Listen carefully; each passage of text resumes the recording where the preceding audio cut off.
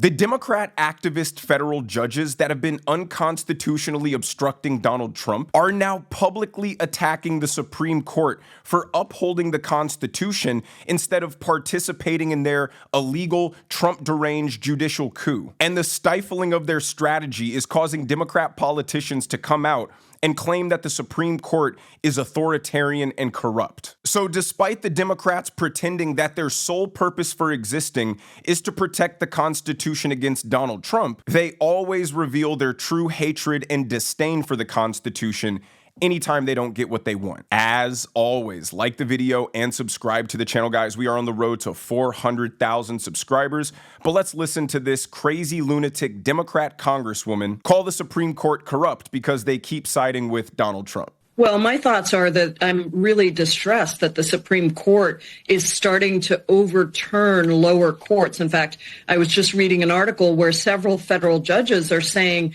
you know, we have also been entrusted with upholding the law. And when the Supreme Court just gives a one-sentence overturn of the lower courts, it is essentially taking a lot of power away from the lower courts to rule and centralizing that power in a Supreme Court that people really don't have faith in. I mean, this Supreme Court has corrupt justices who people understand have been bought and paid for. I think we are on the brink of a constitutional crisis because we have a Supreme Court that continues to overturn lower court rulings, continues to allow the president an excessive overreach of power. That's what we're seeing every day. Oh man, how dare the Supreme Court use its constitutionally vested powers to overturn these federal judges that were using to weaponize the judicial system illegally. The absolute arrogance of these people is astonishing. They believe everybody else in the world is wrong except for them. Every single time one of these activist judges rules in a way that the Democrats appreciate,